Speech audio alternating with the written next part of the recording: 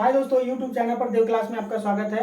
दोस्तों आज आप लोगों को हम पढ़ाएंगे कि परमाणु द्रव्यमान इकाई क्या होता है, परमाणु द्रव्यमान क्या होता है दोस्तों, आणविक द्रव्यमान क्या होता है।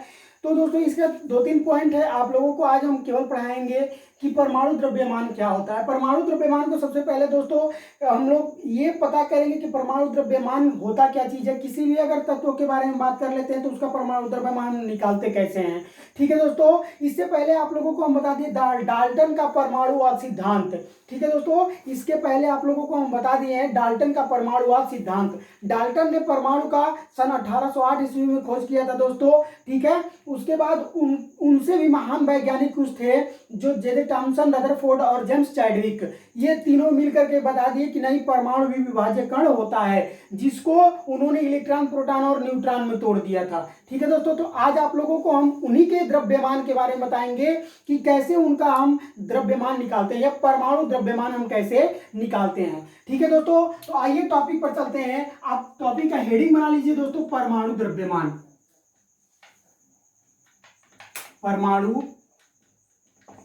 द्रव्यमान इकाई।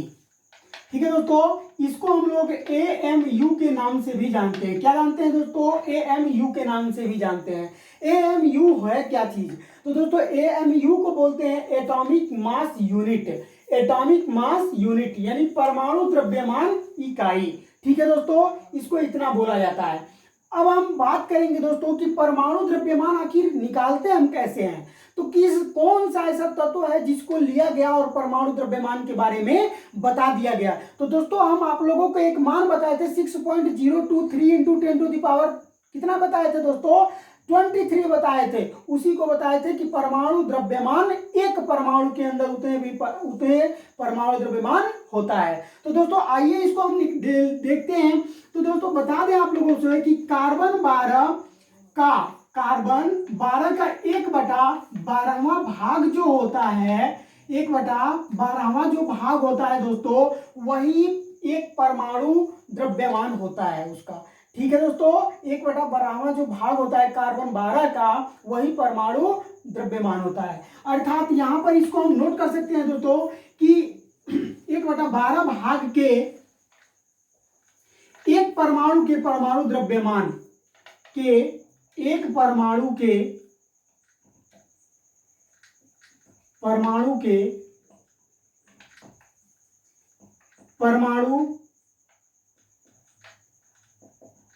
द्रव्यमान के 1/12 भाग को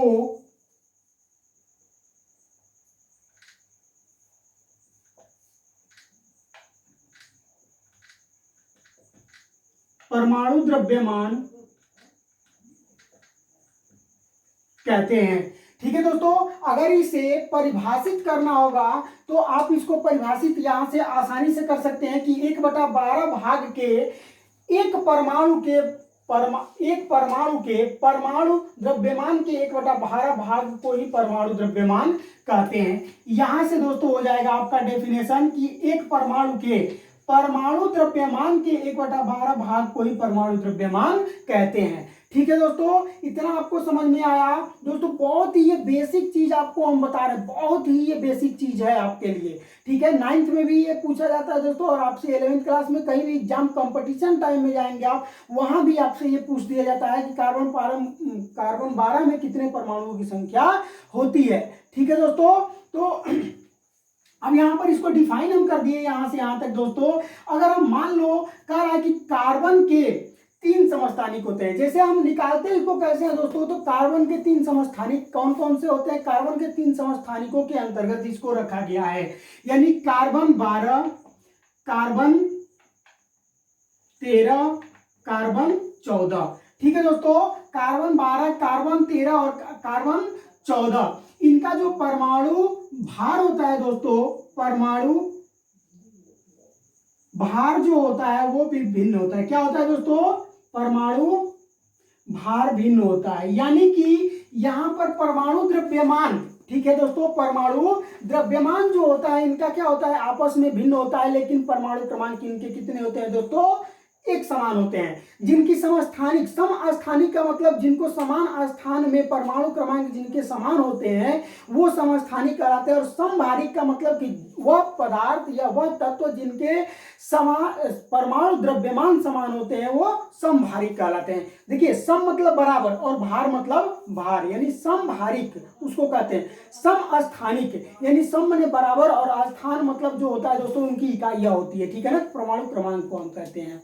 तो ये हो गया दोस्तों आपका इतना। अगर हम मान लो कह दिया जाए कि एक एटॉमिक मास यूनिट बराबर कितना होता है, अगर मान लो दोस्तों आपसे पूछ दिया जाए कि एक एम यू बराबर निकालने के लिए कह दिया जाए दोस्तों, तो इसका फार्मूला एक आप नोट कर लो कि 1/12 भाग गुणे गुणे कार्बन 12 के एक परमाणु का द्रव्यमान, एक परमाणु का द्रव्यमान, ये दोस्तों आपका फार्मूला होता है, ठीक है। इसका कहने का तात्पर्य यह है कि आप इसको अगर न्यूमेरिकल इस पर आ जाए दोस्तों तो आप कैसे लगाओगे, इस चीज को आपको हम समझा दे रहे हैं। कह रहा है कि एक एटॉमिक मास यूनिट बराबर, यानी कि एक परमाणु द्रव्यमान इकाई बराबर 1/12 गुणे कार्बन 12 के एक परमाणु का द्रव्यमान होता है, ठीक है दोस्तों, एक परमाणु का द्रव्यमान होता है। अर्थात जैसे हम कह लेते हैं यहाँ पर एक क्वेश्चन, इस पर हम देख लेते हैं दोस्तों, इसको आप नोट कर लीजिए, ठीक है, इसको आप हम नोट कर लीजिए, इसका स्क्रीनशॉट कर लीजिए। दे रखा है दोस्तों आप लोगों को यू दे रखा है, यानी कि इसको हम क्या कहते हैं दोस्तों, यूनिफाइड, क्या बोलते हैं,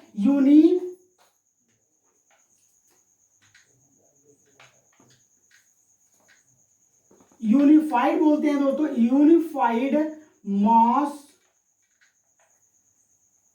इसको हिंदी में बोलते हैं दोस्तों एकीकृत द्रव्यमान। क्या बोलते हैं, एकीकृत द्रव्यमान, ठीक है दोस्तों। ये एकीकृत द्रव्यमान क्या होता है अब इसके बारे में हम जानेंगे दोस्तों, ठीक है। तो एकीकृत द्रव्यमान होता है दोस्तों वो एक एटॉमिक मास यूनिट जो होता है वो आपके 1 में कैपिटल एन के बराबर होता है। अब यहाँ पर कैपिटल एन क्या है भैया, तो जो कैपिटल एन है वो अवोगाद्रो नंबर है। क्या है दोस्तों, अवोगाद्रो नंबर है, अवोगाद्रो संख्या है, ठीक है। तो यहाँ पर इसको नोट कर लीजिए आप, चूंकि भूल जाओगे, ठीक है ना, एन बराबर लिख लो यहाँ पर एवोगाद्रो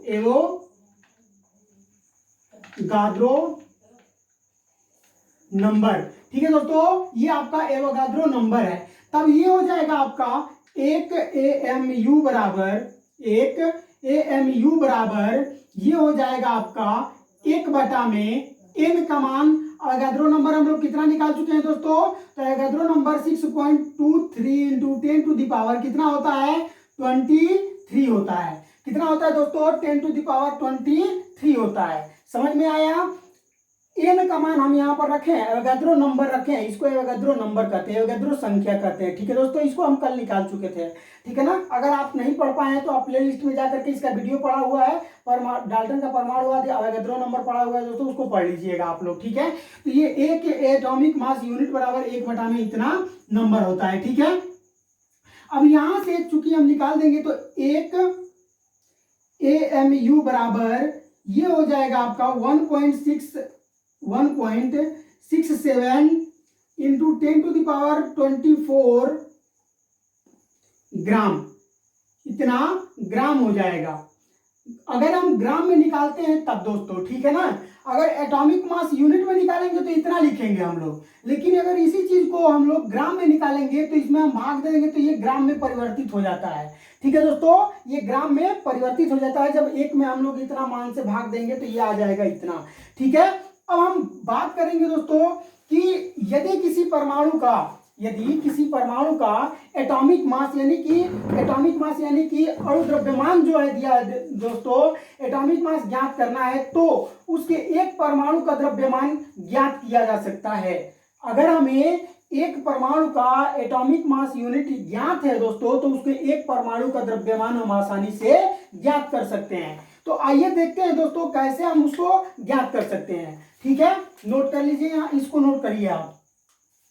यहाँ पर अगर दिया हुआ है, कह रहा है कि यदि किसी परमाणु का परमाणु द्रव्यमान ज्ञात है तो उसके एक परमाणु का द्रव्यमान ज्ञात किया जा सकता है, ठीक है दोस्तों, इसका कहने का मतलब यह है कि यदि किसी परमाणु का परमाणु द्रव्यमान ज्ञात हो हमें, ठीक है ना, कोई भी परमाणु है उसका परमाणु द्रव्यमान यदि हमें ज्ञात है तो उसके परमाणु द्रव्यमान को हम क्या कर सकते हैं, ज्ञात कर सकते हैं। क्या कर सकते हैं दोस्तों, परमाणु द्रव्यमान को ज्ञात कर सकते हैं। अब यहाँ पर हम लोग ज्ञात करेंगे दोस्तों, कह रहा है एग्जाम्पल अगर ले लिया जाए, एग्जाम्पल में सॉरी दोस्तों मार्कर चल नहीं रहा है यहाँ पर, ठीक है ना।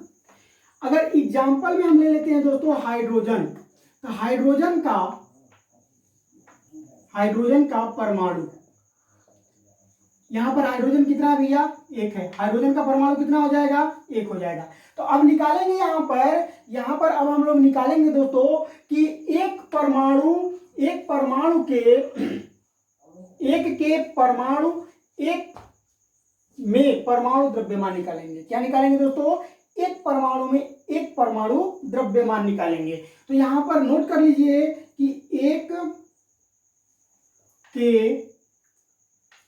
परमाणु द्रव्यमान, परमाणु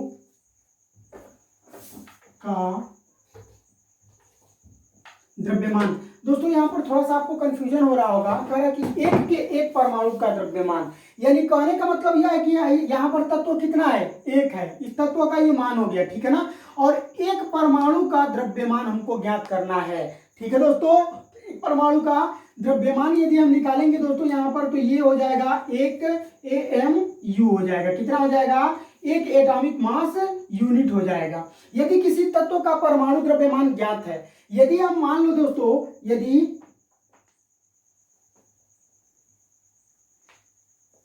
किसी तत्व का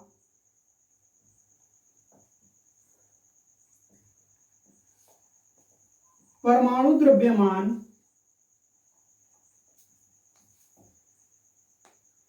ज्ञात करना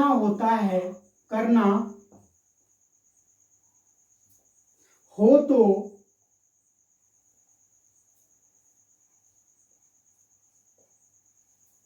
परमाणु भार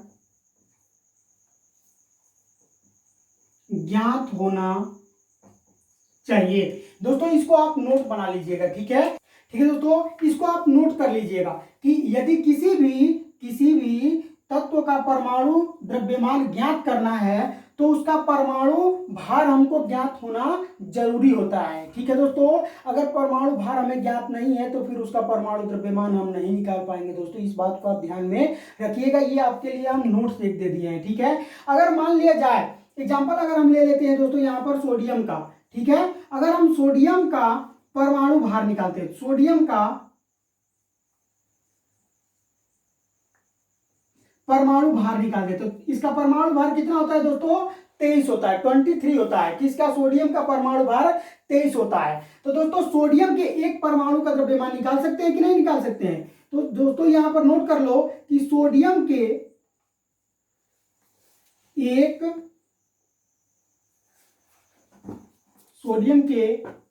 एक परमाणु का द्रव्यमान बराबर ये हो जाएगा आपका 23 AMU हो जाएगा। देखो दोस्तों 23 AMU, 23 एटॉमिक मास यूनिट कैसे आ गया है, ठीक है, कहोगे आप कैसे आ गया सर, तो ये देखिए यहाँ पर सोडियम केवल एक है, तो सोडियम के एक परमाणु का ही द्रव्यमान हम निकालेंगे ना, कि 10 परमाणु का निकालेंगे, केवल एक है तो एक ही के बारे में करेंगे भैया, निकालेंगे इसका मान। अब यहाँ पर ये 23 है तो 23 में अगर 1 से मल्टीप्लाई करेंगे तो क्या होगा, 23 ही ना होगा, कोई मान में परिवर्तन नहीं होगा। तो एटॉमिक मास यूनिट में ये 23 एटॉमिक मास यूनिट हो जाएगा। ठीक है दोस्तों, अगर हम इसे ग्राम में बदलना चाहेंगे तो ग्राम में हमें बदलने के लिए दोस्तों यहां पर क्या करना पड़ेगा हमको, 23 गुणे 1.67 गुणे 10 के पावर -24 से मल्टीप्लाई इसमें कर देंगे तो ग्राम में बदल जाएगा। ठीक है दोस्तों, अगर हमको इसे एटॉमिक मास यूनिट को ग्राम में बदलना है तो 23 गुणे 1.67 गुणे 10 के पावर -24 से गुणा कर देंगे तो ये क्या हो जाएगा दोस्तों, ग्राम में परिवर्तित हो जाएगा। ठीक है, ये ग्राम में परिवर्तित हो गया। ठीक है दोस्तों, देखिए इतना उतार लिए। एक इसमें हम आपको नोट्स और दे देते हैं दोस्तों, आप इस बात को भी ध्यान में रखिएगा कि कह रहा है कि द्रव्यमान तथा भार में कोई अंतर नहीं होता है।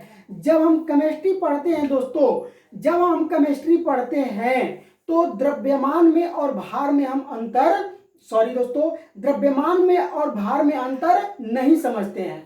ठीक है दोस्तों, द्रव्यमान को और भार को एक ही चीज से डिनोट किया जाता है, लेकिन उसी चीज को यदि हम भौतिक विज्ञान में पढ़ते हैं तो द्रव्यमान को m से प्रदर्शित किया जाता है दोस्तों, और भार को क्या होता है, mg से प्रदर्शित किया जाता है। इसका कारण क्या हो जाता है दोस्तों, W बराबर ये होता है mg, ठीक है ना, W बराबर m इंटू जी होता है। कारण इसका क्या होता है कि जो पिंड होता है दोस्तों, यह क्या करता है, गुरुत्वीय बल का, इसमें गुरुत्वीय बल कार्य करता है। ठीक है, गुरुत्वीय बल के अंतर्गत ये पिंड ऊपर और नीचे आता रहता है या जाता रहता है। ठीक है दोस्तों, तो इस वजह से भार, ये भौतिक विज्ञान में भार को हम लोग क्या करते हैं, W से या फिर mg द्वारा प्रदर्शित करते हैं और द्रव्यमान को कैपिटल M से प्रदर्शित करते हैं। लेकिन केमिस्ट्री में ऐसा नहीं होता है। केमिस्ट्री में हम लोग भार और द्रव्यमान में कोई अंतर नहीं समझते हैं। ठीक है दोस्तों, इस चीज को अगर आप समझ गए हैं तो अगले वीडियो में आप लोगों को हम बताएंगे दोस्तों आणविक द्रव्यमान के बारे में। अगर ये वीडियो दोस्तों पसंद आया हो तो आप इस वीडियो को लाइक करें, हमारे चैनल को सब्सक्राइब कर बेल आइकन का बटन दबा दें दोस्तों, ताकि हर नोटिफिकेशन आप तक पहले पहुंच जाए। दोस्तों इसे अपने अधिक से अधिक दोस्तों में शेयर कीजिए दोस्तों। ठीक है, आपका बहुत बहुत धन्यवाद।